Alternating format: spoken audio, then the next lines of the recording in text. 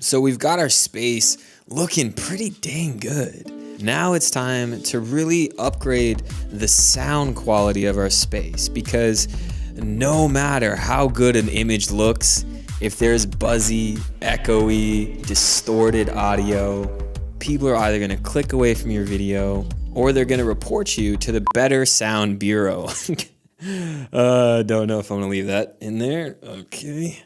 So sound is really key, because if we take my voice right now and I move away from the microphone and now everything starts to get really echoey and really buzzy, even if I'm giving a lot of information and a lot of value, you're probably not going to stick around to the end of the video. And so the goal is to first start off with removing anything in the room that's either really reflective, meaning it bounces sound around very easily, or it just isn't needed at all in your space. For me, the ceiling fan is gotta go. So this is our first order of business for my setup. And as you can see, I'm doing a real bang up job here. And I'm glad we got that situated. Now what I have is empty walls and an empty ceiling to work with.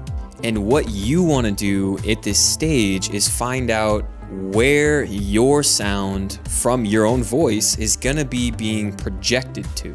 So for me, I'm standing in the center of the room, and you have to imagine there's a cone of sound that's projecting from where I'm speaking from. And it's going to bounce off these two walls as it projects out. And it's also going to bounce off the ceiling and come right back down to the microphone. The problem with this is that you have your actual voice hitting the microphone, and that sound continues to travel. It hits the walls and the reflective surfaces in your space and bounces back and hits the microphone again and again and again and again. And that's what creates echo and reverb.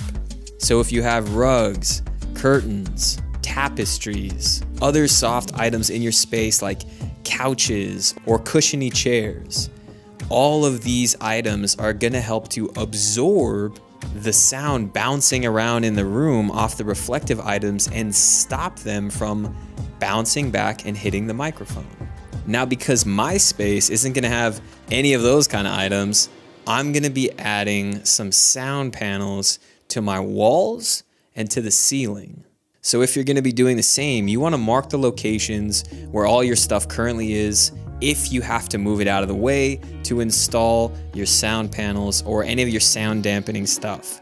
Of course, you can do this before getting your space kind of oriented, but for me, I wanted to really lock in where things were going to go so I could then add sound panels only where they needed to go.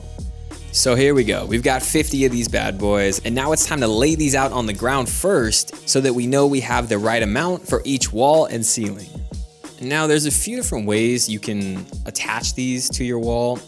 You can do the double-sided tape, but I'm really not a fan of that option because some don't stick to foam, and then also when you want to remove the tape from the wall, you can actually end up taking the wall with you as you're taking the tape off. So I went with small tack-sized nails, some all-purpose glue that will bond the foam to the cardboard paper I have behind it.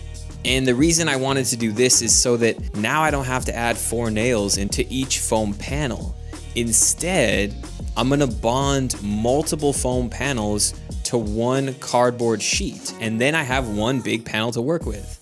That way, it takes a lot less nails to attach this to the wall, and I can install this panel by panel. So here we go. This thing is a thing of beauty. I mean, look at that. And now it's time to use a measuring thingy. And we're gonna use this measuring thingy to find the center of our foam panels and the center of our wall. And you can use a little blue tape thingy to mark that center. And sadly, as I was driving one of my first nails into my sound panel, I found out that the nails that I bought, they're too damn thin and they bend before they go into the wall. So after having a breakdown and asking myself, is this really what my life has come to?